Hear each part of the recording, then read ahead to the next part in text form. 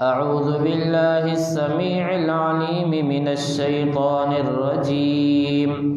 من همزه ونفخه ونفثه بسم الله الرحمن الرحيم ووصينا الإنسان بوالديه حملته أمه وهنا على وهن وفصاله في عامين أن اشكر لي ولوالديك وإلي المصير۔ ہر قسم کی تعریف اس اللہ وحدہ لا شریک کی ذات بابرکت کے لیے جس رب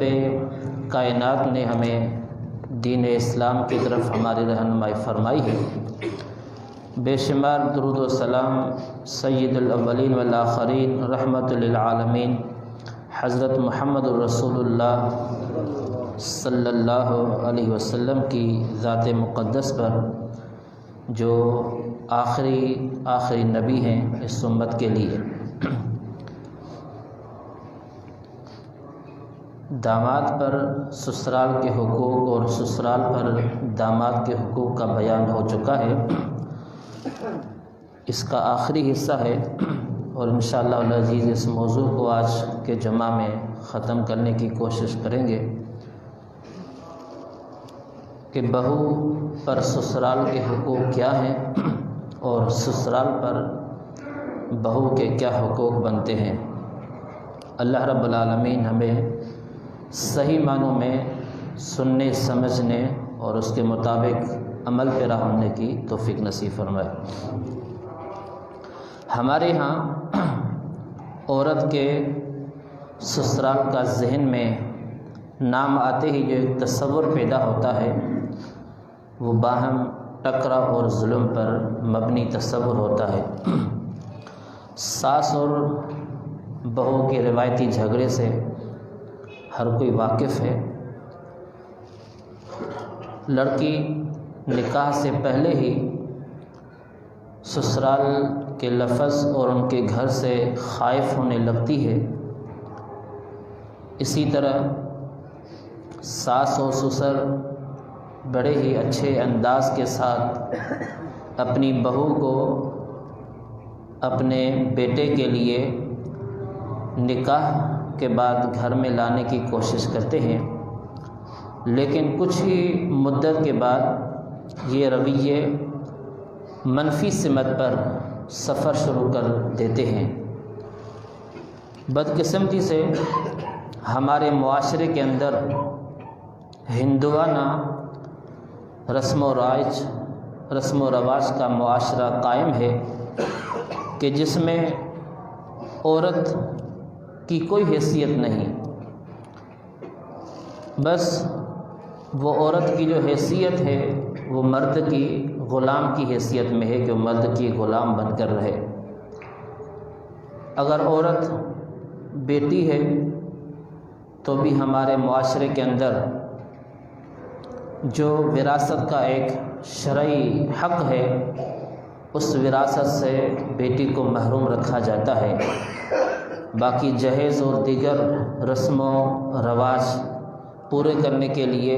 مرتے دم تک والدین اس کو خرچہ دیتے ہیں، لیکن جو حقیقی اور شرعی حق ہے وراثت کا اس سے محروم رکھتے ہیں۔ اسی طرح اگر عورت بیوی کی صورت میں ہے تو وہ ایک لونڈی کی شکل اختیار کرتی ہے، پھر والدین بھی اسے یہ تاکید کرتے ہیں کہ جیسا ہے ویسا ہے، تم نے یہیں پر رہنا ہے اور اسی گھر سے تمہارا جنازہ اٹھے گا۔ مرد بھی عورت کو مختلف طریقوں سے تنگ کرنے کی کوشش کرتا ہے اور سسرال بھی ہر قسم کی خدمت اپنی کروانا یہ بہو پر حق سمجھتے ہیں۔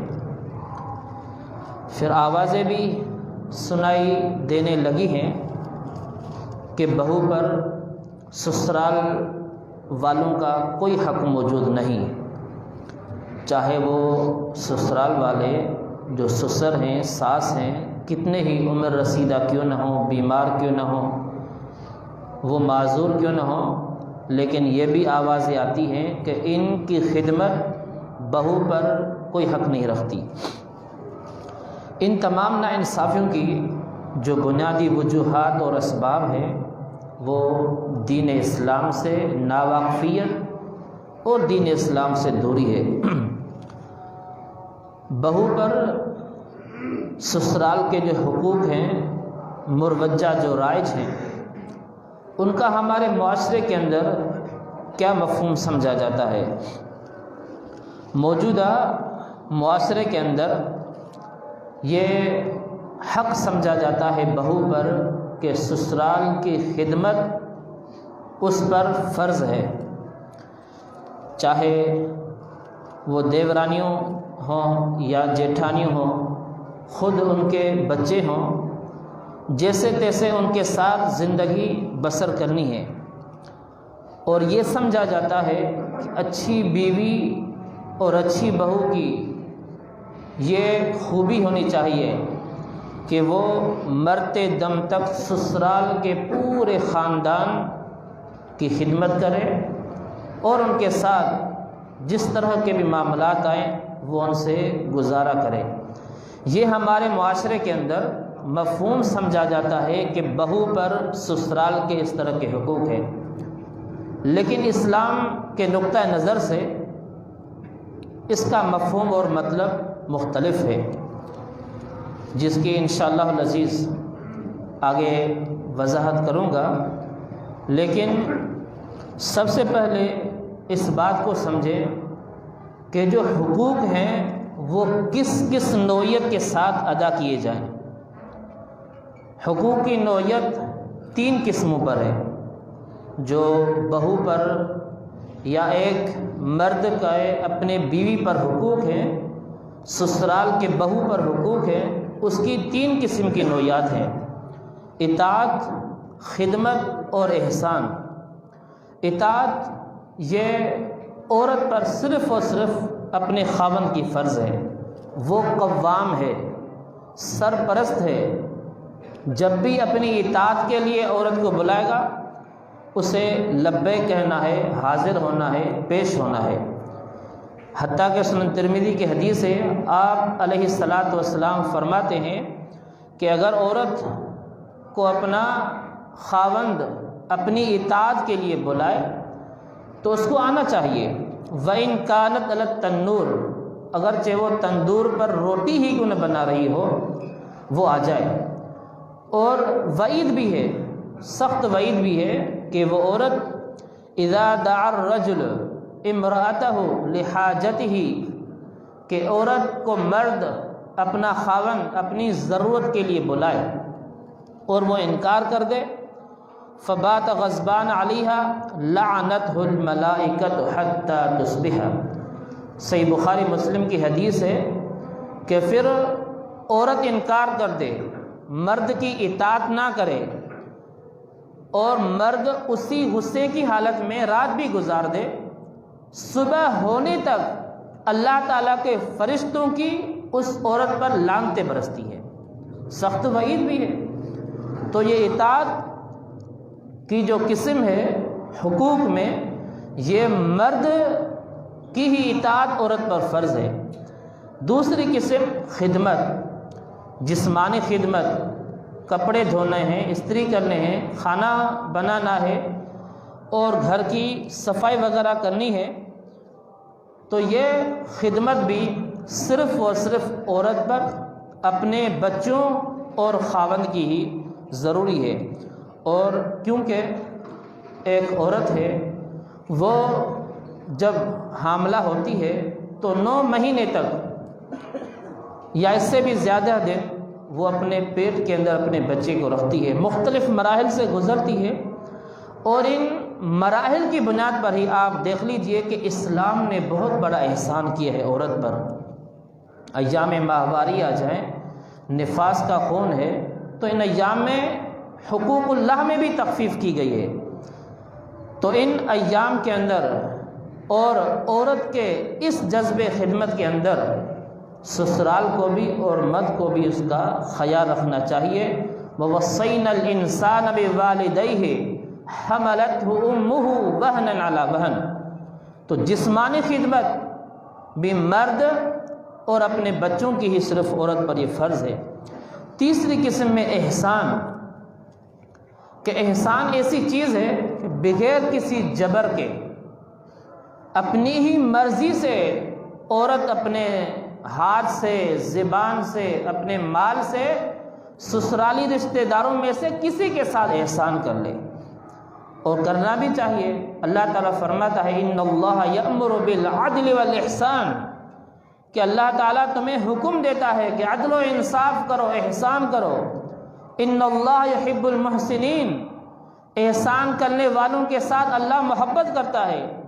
ان اللہ مع الذین اتقوا والذین هم محسنون، اللہ رب العالمین تقوی اختیار کرنے والوں اور احسان کرنے والوں کے ساتھ ہوتا ہے۔ مرد کے اہل خانہ یعنی سسرال کے جو بہو پر حقوق ہیں، ان کی ذمہ داری آپ صلی اللہ علیہ وسلم نے ان الفاظ کے ساتھ ایک عورت پر رکھی ہے۔ رسول اکرم صلی اللہ علیہ وسلم فرماتے ہیں وَالْمَرْأَةُ رَاعِيَةٌ عَلَىٰ أَهْلِ بَيْتِهِ عَلَىٰ أَهْلِ بَيْتِ زَوْجِهَا وَهِيَ مَسْئُولَةٌ عَنْهُ، کہ عورت مرد کے گھر کی ذمہ دار ہے اور اس عورت سے اس ذمہ داری کے بارے میں ضرور بضرور اللہ رب العالمین سوال کرے گا۔ سیدنا جابر رضی اللہ تعالیٰ عنہ کی حدیث اس کے لیے ایک عملی نمونہ ہے کہ جابر رضی اللہ تعالیٰ عنہ جب 15-16 سال کے نوجوان تھے، انہوں نے شادی کی، آپ صلی اللہ علیہ وسلم کو اطلاع دی تو آپ صلی اللہ علیہ وسلم نے پوچھا کہ جابر تم نے شادی کنواری سے کی ہے یا بیوہ سے کی ہے؟ سیدنا جابر رضی اللہ تعالیٰ نے جواب دیا کہ اللہ کے رسول صلی اللہ علیہ وسلم میں نے ایک بیوہ عورت سے شادی کی ہے۔ آپ نے فرمایا کنواری سے شادی کیوں نہیں کی؟ کہا اس لیے نہیں کہ اللہ کے رسول صلی اللہ علیہ وسلم کہ میرے والد فلاں جنگ میں شہید ہو گئے تھے اور پیچھے چھوٹی چھوٹی بیٹیاں چھوڑ کر گئے ہیں جو میری بہنیں ہیں، میں نے سوچا کہ اگرچہ میں نوجوان ہی کیوں نہ ہوں لیکن اپنے نکاح میں ایسی عورت لے آؤں جو ان بچوں کو کنگھی بھی کرے، ان کا خیال بھی رکھے، ان کی تربیت بھی کرے، ان کی اصلاح بھی کرے۔ آپ صلی اللہ علیہ وسلم نے فرمایا جابر اللہ تجھے برکت عطا فرما دے۔ تو یہ آر نہیں ہے، یہ خدمت کا جذبہ رسول اکرم صلی اللہ علیہ وسلم کے دور کے اندر صحابہ کرام کے اندر بھی موجود تھا، اور یہ بہت اچھی مثال ہے ہمارے لیے کہ جو سسرال والے ہیں یا ان کے چھوٹے چھوٹے بچے ہیں، کوئی متعلقہ بہن گھر میں ان کی موجود ہے، بیوہ بہن موجود ہے، عمر رسیدہ افراد گھر میں موجود ہیں، تو ان کی خدمت کرنی چاہیے،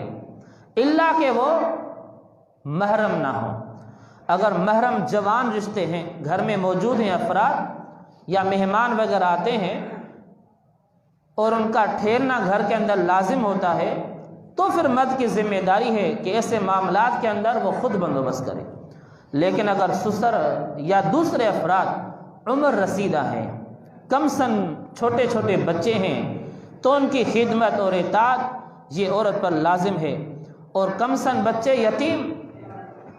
اور اگر شوہر کی پہلی بیوی جو فوت ہو گئی ہے اگر اس کے بھی معصوم بچے ہیں تو عورت کو چاہیے کہ وہ ان معصوم یتیم بچوں کو وہی محبت، وہی پیار، اسی خلوص اور محنت سے ان کی تربیت اور اصلاح کرے جو ان کی ماں ان کی زندگی میں کرتی تھی۔ لیکن ہمارے معاشرے کے اندر یہ بے حسی پائی جاتی ہے کہ عورت اپنے شوہر کی پہلی بیوی سے پیدا ہونے والی اولاد کو اپنے لیے عار سمجھتی ہیں، مشکلات کا باعث سمجھتی ہیں۔ اللہ کے رسول صلی اللہ علیہ وسلم بھی فرماتے ہیں انا وقافل الیتیم فی الجنہ کہاتین، لوگوں میں اور یتیم کی کفالت کرنے والے جنت میں اس طرح ساتھ ہوں گے۔ اللہ رب العالمین بھی فرماتا ہے وَلْيَخْشَ الَّذِينَ لَوْ تَرَكُوا مِنْ خَلْفِهِمْ ذُرِّيَّةً ضِعَافًا خَافُوا عَلَيْهِمْ، ان لوگوں کو، ان عورتوں کو اللہ سے ڈرنا چاہیے اگر ان کے سسرالی رشتہ داروں کے اندر ان کے اپنے شوہر کے پہلی بیوی کے ہی بچے کیوں نہ ہوں، یا اس کے خاوند کے بہن جو مطلقہ ہے، بیوہ ہے، یا خود فوت ہو چکی ہے، ان کا شوہر بھی نہیں ہے، وہ یتیم بچے ہیں، ان کا خیال رکھنا چاہیے، اللہ سے ڈرنا چاہیے۔ لو ترکوا من خلفہم ذریۃ ضعافا خافوا علیہم، ان کمزور اور کم سن بچوں کا اس کو خیال رکھنا چاہیے۔ عبداللہ مسعود رضی اللہ عنہ کی بیوی آپ صلی اللہ علیہ وسلم سے کہنے لگی کہ اللہ کے رسول صلی اللہ علیہ وسلم، میں جو کماتی ہوں، محنت مزدوری کرتی ہوں، اس سے میں اپنے شوہر کو بھی دیتی ہوں اور ان کی پہلی بیوی سے پیدا ہونے والے بچوں پر بھی خرچ کرتی ہوں، کیا میرے لیے کوئی اجر ہے؟ آپ صلی اللہ علیہ وسلم فرمایا، اے عورت، تمہارے لیے ڈبل اجر ہے، ایک صدقے کا، دوسرا رشتہ داری کے لحاظ سے جو تم پر خرچ کر رہی ہو، اللہ رب العالمین نے تمہارے لیے ڈبل اجر رکھا ہے۔ تو سسرالی افراد پر مالی لحاظ سے، جسمانی لحاظ سے یا زبانی لحاظ سے کسی بھی طرح کا احسان کرنا یہ دوہرے اجر کا باعث ہے۔ اور اسی طرح ساس یا سسر ہوں جو عمر رسیدہ ہیں، معذور ہیں، ان کی خدمت تو ضروری ہے، لیکن عام طور پر بھی ہر مسلمان مرد اور عورت پر جو نوجوان ہیں، تندرست ہیں، ایسے معذور افراد، عمر رسیدہ افراد کی خدمت اور ان کا خیال رکھنا، نگرانی کرنا، یہ آپ صلی اللہ علیہ وسلم کا ہمارے لیے ایک حکم بھی ہے، تاکید بھی ہے۔ فرماتے ہیں لیس منا من لم یرحم صغیرنا ولم یعرف شرف کبیرنا، کہ اس انسان کا میری امت سے تعلق ہی نہیں ہے جو بڑوں کی عزت نہیں کرتا، عمر رسیدہ افراد کی عزت نہیں کرتا، احترام نہیں کرتا، ان کی عزت کو نہیں پہچانتا، اور چھوٹے بچوں پر شفقت نہیں کرتا۔ یہ ایک حکم عام ہے۔ کبشہ بنت کعب بن مالک رضی اللہ تعالی عنہ، ان کی شادی ہوئی ان کے چچا ابو قتادہ کے بیٹے کے ساتھ۔ ابو قتادہ ان کے چچے تھے۔ ایک وقت یہ کبشہ رضی اللہ تعالی عنہ ابو قتادہ کے لیے وضو کا پانی لے کر آئی اور رکھ دیا، اور اسی دوران ایک بلی بھی آئی جو اس وضو کے پانی کو پینے لگی۔ ابو قتادہ نے اس برتن کو مزید جھکا دیا۔ کبشہ نے پوچھا کہ آپ اس طرح کیوں کر رہے ہو، یہ تو فلاں جانور ہے۔ پھر ابو قتادہ نے مسئلہ بھی سمجھا دیا کہ میرے بھائی کی بیٹی یہ نجس نہیں ہے، اللہ کے رسول صلی اللہ علیہ وسلم نے فرمایا انہا طوافین علیکم، یہ تم پر طواف کرنے والی ہے، اس لیے میں نے اس کے لیے اس برتن کو جھکا دیا۔ تو یہاں پر جو انہوں نے خدمت کی وہ بہو کی حیثیت میں سسر کی خدمت کی، اور عہد رسالت صلی اللہ علیہ وسلم تھا۔ آپ صلی اللہ علیہ وسلم کے دور کے اندر بھی عورتیں، بہو اپنے سسر کی خدمت کیا کرتی تھی، اس کو عار نہیں سمجھنا چاہیے۔ اور اسی طرح اپنے بچوں کو اپنے خاوند کے رشتہ داروں کے ساتھ حسن سلوک کرنے کی ترغیب، یہ بھی عورت کی ذمہ داری ہے، کیونکہ عورت بچوں کی مربیہ ہوتی ہے، تربیت کرنے والی، نگران ہوتی ہے، تو اس کا یہ فرض ہے کہ بچوں کی تربیت کرے کہ دادی جان، دادا محترم، چچا وغیرہ، ان کی خدمت کرو، ان کی عزت کرو، اور ان کے مقام کو سمجھو۔ اور ان کے مقام کو سمجھانے کے لیے عورت کو چاہیے کہ قرآن کریم کو اپنے لیے آئیڈل اور نمونہ بنائے۔ اللہ رب العالمین فرماتا ہے وَقَضَىٰ رَبُّكَ أَلَّا تَعْبُدُوا إِلَّا إِيَّاهُ وَبِالْوَالِدَيْنِ إِحْسَانًا، کہ اللہ رب العالمین نے فیصلہ کر دیا ہے کہ اللہ کے علاوہ کسی کی بھی عبادت نہ کرو، اور والدین کے ساتھ حسن سلوک کرو، ان کو اف تک بھی نہیں کہو۔ ان آیات کی روشنی میں، احادیث کی روشنی میں، اس عورت کو چاہیے کہ وہ اپنے خاوند کے جو رشتہ دار ہیں، اقربا ہیں، ان کی خدمت، حسن سلوک، اچھا برتا کرنے کے لیے اپنے بچوں کی تربیت کرے۔